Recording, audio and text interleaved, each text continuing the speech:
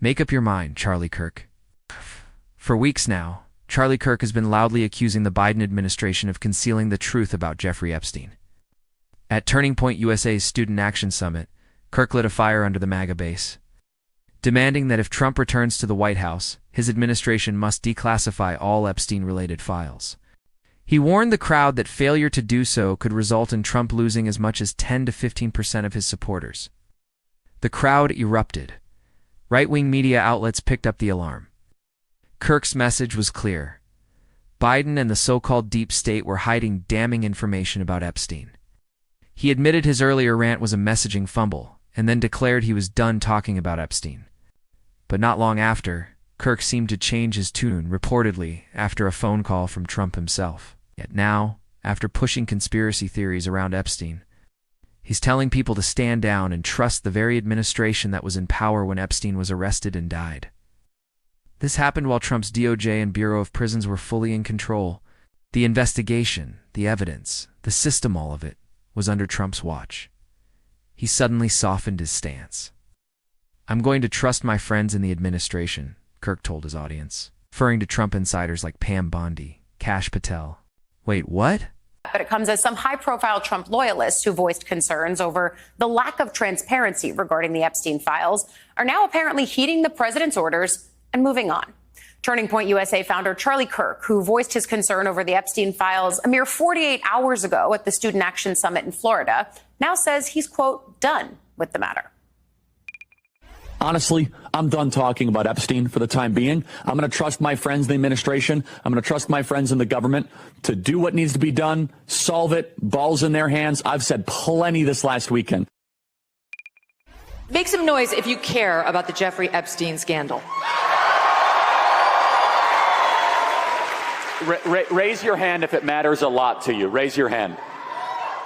So every hand of 7,000 people. Everybody cares. A lot. I said a lot. Every hand. He did have a lot to say this weekend, but now he's trusting his friends in the government. Fox News host Laura Ingraham, who also raised questions about the Epstein investigation over the weekend, is now actually scolding other conservative influencers for still discussing it, as if she hadn't done so herself. Now, as conservative influencers were eating their own about Epstein, the president was stealing the show on the one-year anniversary of the day he almost lost his life. He made a triumphant appearance at a global sporting event.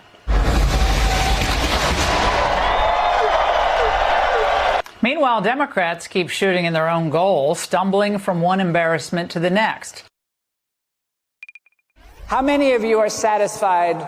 You can clap. Satisfied with the results of the Epstein investigation? Clap.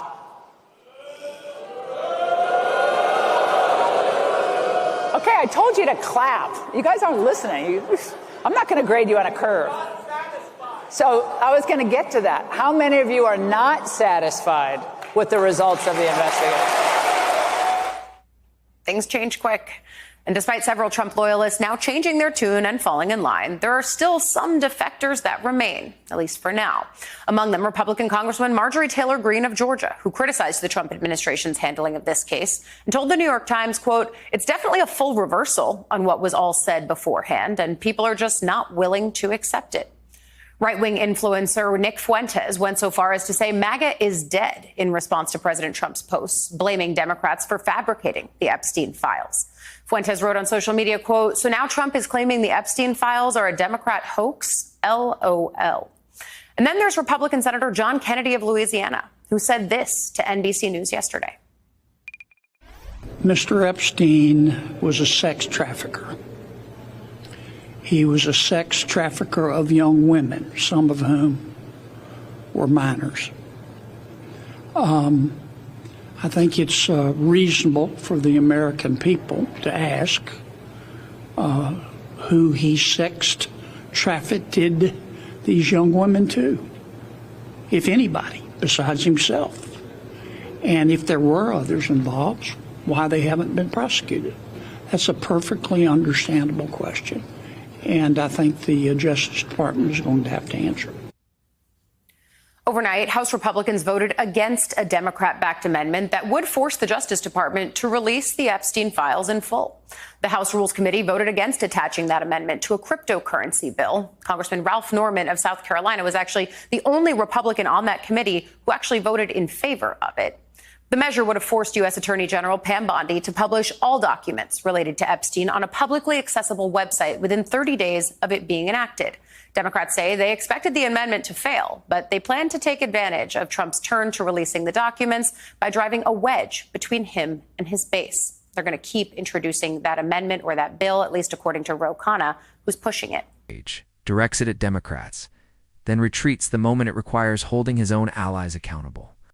This is the same Charlie Kirk who has built his brand by relentlessly accusing President Biden of concealing everything from COVID data to school lesson plans. Figures like Laura Ingraham joined in, questioning whether the full truth had been revealed. The crowd booed at the mention of the Epstein investigation's handling. Let's not forget, Jeffrey Epstein died in 2019 under Donald Trump's Department of Justice. Instead, he backed off and deferred two-party loyalty. Epstein was taken into federal custody in July 2019 and died just a month later in August. So how did Biden become the scapegoat for a case that unfolded during the previous administration? Share it. Because the truth should never be filtered by party lines. At the Student Action Summit, Kirk suggested that the current administration might be afraid of what could come out. And just like that, the loudest voice in the room became a loyal echo. And then came the pivot.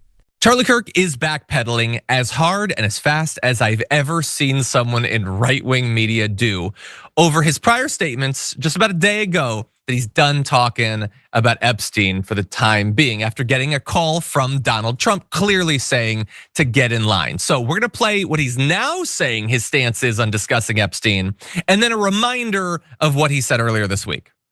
Honestly, I'm done talking about Epstein for the time being. I'm going to trust my friends in the administration. I'm going to trust my friends in the government to do what needs to be done, solve it, balls in their hands. I've said plenty this last weekend.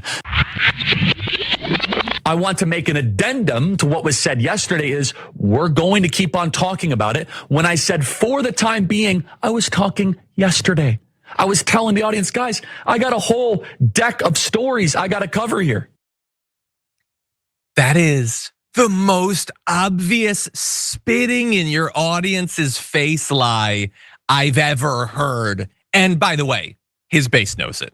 His base watching that is like, come the F on, you were talking about that day. First of all, he's twitching even more than usual in that clip, so you can tell the pressure he's feeling. Ken Klippenstein took that initial thing where he's like, I'm just gonna trust the government on this. It got like 9 million views on Twitter or whatever. There were write-ups about it. He was revealed as an absolute fraud, okay? And so he probably got, I'm gonna guess, 100,000 comments of people who, for better or worse, and I'll say worse, trusted him or listened to him, and they were like, dude, I'm done with you now. You're an absolute clown and a fraud. And so the backpedal. Okay, so here's what you're supposed to believe. That he said, I'm done with it for the time being. And all he meant was, that's the end of this story.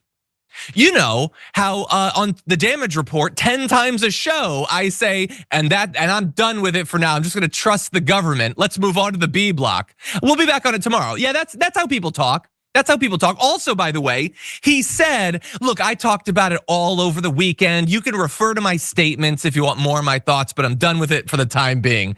Why would you refer back to the previous stuff? What you were trying to do there was like, hey, I've been on the record. Please don't hate me, but I gotta fall in line. I gotta bow down. That is obviously what he was doing. And his defense is the media cut out the part of his statement of for the time being. He's pretending that the media all just quoted him as saying, I'm done talking about Epstein, and not the for the time being. As if that's exculpatory or whatever. Again, that's not how you talk about something that you're gonna bring up on the show tomorrow. But just to be very clear, in our coverage of it yesterday on the show, that was in the clip. Every news story that covered his hypocrisy had it in. So it's not even true. It wouldn't be a defense if it was, but it's not even true either. That is embarrassing. And I really hope that his base just stays a little bit consistent. You can see through this guy. You know how fake he's being, how false he's being. Please, there's 1,000 other a-holes on the right that you can go listen to. You don't have to keep listening to him. Sharon, what do you think? Well, you're right. He should probably just curl up in a ball, get a heated blanket, eat a tub of ice cream. Charlie Kirk, which I know will never happen, should be so embarrassed by this. It's so corny. What he's saying is so corny, and it's all about the money. I can't even trust who's a true influencer anymore. Yes, these people have prominence and clicks and all this stuff, but somebody controls the algorithm, somebody pays these ads, somebody's really propping them up. And rather than put it on the line and lose some of that, they just say, they got a phone call and they're gonna go with that and they're gonna continue to deliver Donald Trump's lie. And it's just go curl up in a ball already. It's embarrassing. I want to end with just a quote or two from people in his audience. So the Mighty Quinn says, "You said, and I quote, it's time to move on from Epstein," which is not generally how you talk about a topic that you're going to return to tomorrow. I'm just, again, you were towing the Trump line and you know it. Because of the backlash, now you're trying to cover your ass and claim you didn't say what you said. You've turned out to be a complete fake. Now, I could add, Mighty Quinn, how did it take you this long to know it's a total? How is this? Like you thought he was cool and principled and intelligent and funny and compassionate and worth listening to before. But that, whatever, set that aside. Mighty Quinn, don't be mad at me. I love that you've awoken, at least at this point.